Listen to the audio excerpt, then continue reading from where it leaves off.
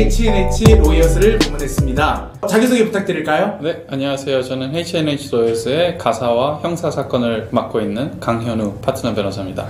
강 변호사님, 눈빛을 보니까 조금 좀 무섭거든요. 아, 네, 그런가요? 제가 듣자니 혹시 검사님이셨어요? 네네. 그래도 검사한 지 지금 시간이 좀 지나서 많이 풀어졌는데. 무서워요. 아직도 지금. 그런가요? 저 벌벌 떠는 거 안 보이니까. 네네. 조금 눈을 소프트하게 하겠습니다. 자, 소프트하게 하시고. 네네. 저희 마이호주 조회수를 좀 높이고 싶어서 오늘은 좀 자극적인 주제를 갖고 왔어요. 네. 주제는 성폭행입니다. 네네. 최근에 제가 아는 분한테 들었는데 성폭행 법이 좀 개정이 됐다고 들었거든요. 네네. 그 부분 좀 알려주실 수 있을까요? 네, 우선 지금 개정이 된 거는 뉴사우스웨일스 주만 이제 개정이 되어 있는 상황인데. 여기만? 네, 다른 주는 아직까지는 그렇게까지 변하지는 않았어요. 네. 근데 성폭행 관련해서 이제 바뀐 부분이 동의라는 부분에 대해서 조금 개정이 됐어요.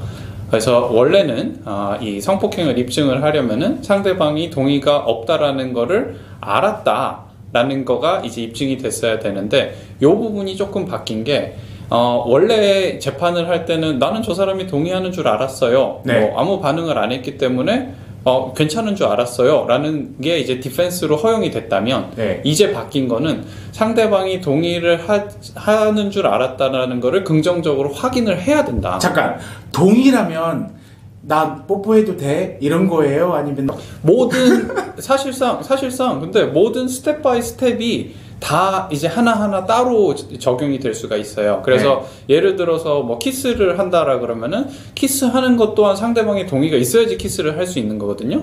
근데 동의가 없이 키스를 한다라 그러면 섹슈얼 터칭이라 그래갖고 성추행이 적용이 돼요. 이것도 마찬가지로 상대방이 동의가 있다라는 거를 알았다, 그리고 동의가 있다라고 생각을 했다라는 거를 보여줘야 되는 건데, 뭐야, 녹취해야 돼? 그러니까 그렇게까지 지금은 대박. 될 수도 있다라는 상황이 돼버리는 거죠.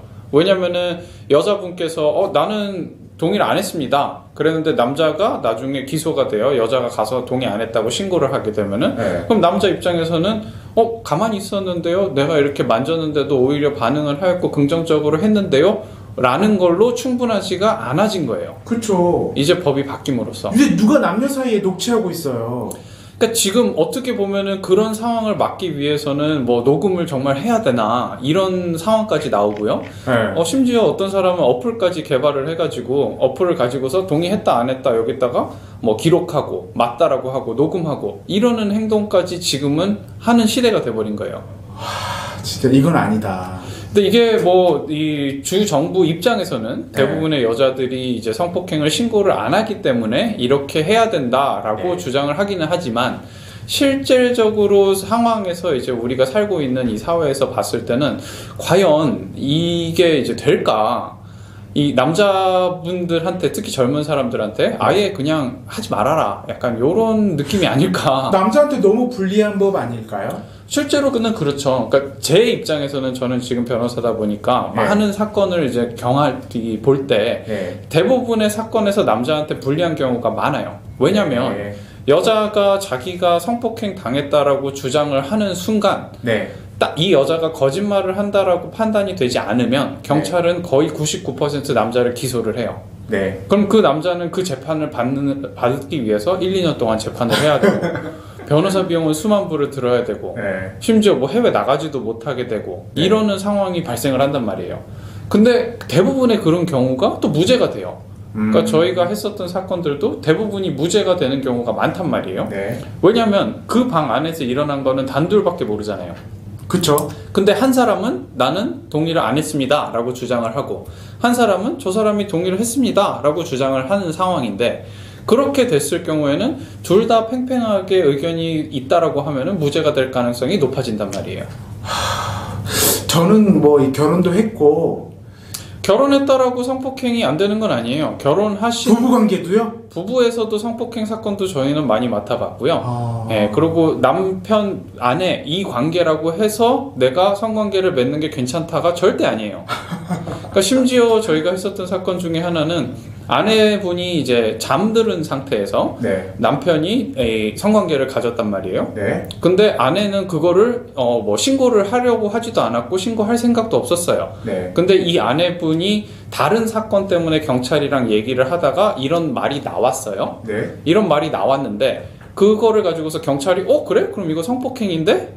이렇게 돼버린 거예요. 그럼 처벌받는 거예요? 근데 요게 재밌는 게 뭐냐면은 요 남자분이 이 사건 때문에 경찰이 이제 출두하라고 부르잖아요. 네. 그럼 이 남자분이 가셨는데 50대 넘으신 이제 한국 남성분인데 네. 경찰서에 변호사 조언도 받지 않고 혼자 갔단 말이에요. 혼자 갔는데 경찰이 물어보잖아요. 이런 일이 있었다라고 아내가 얘기를 하는데 맞나요? 그러니까 네, 자고 있을 때 했다 이렇게 해버린 거예요. 그러면 바로 기소되는 거예요? 네. 그분은 기소가 됐고 그걸로 인해서 재판을 받아야 되는 거고 사실상 잠드는 상태에서 성관계를 맺는다라는 건 동의가 없다 이거든요. 기본적으로 동의를 할 수가 없는 상태이기 때문에 그러면은 그 사람은 부부인데도 불구하고 아내가 그 처벌을 원하지도 않고 신고를 하려는 의도가 없었음에도 불구하고 네. 그분은 적어도 1, 2년 정도의 실형을 살아야 돼요. 대박. 그럼 나는 지금 결혼 15년 차인데요. 그분들은 30년 차였어요. 자, 와이프한테 이제 다가가서 이제 녹음기를 켜고 여보 나 하고 싶어. 그래서 동의를 얻고 해야 처벌이 안 되는 거예요? 그렇게 해야지 안전한 거죠. 근데 뭐 누가 이렇게 살아요? 그렇죠. 근데 많은 경우는 아내분께서 이거를 신고를 할 거라고 생각을 안 하니까요. 그렇죠. 네, 대부분이 신고를 하지 않을 거라고 생각을 하기 때문에 문제가 되는 경우가 적지만, 네. 근데 또 예를 들어 부부 관계가 사이가 안 좋거나 이러신 분들은 이혼을 하는 이 전제로 네. 아내분이 이런 것들을 신고를 하는 경우들이 또 있거든요. 그래요. 그러면은 이런 상황에 처할 수가 있게 되는 거죠. 야, 이 성폭행 갖고는 이 주제 갖고는 시간이 너무 모자라네요. 이건 시리즈로 가야겠어요. 네, 뭐 자, 많죠. 그러면 사건별로도. 다음 기회를 저희가 다른 질문으로 또 갖고 올 테니까 오늘은 여기서 마무리하고요.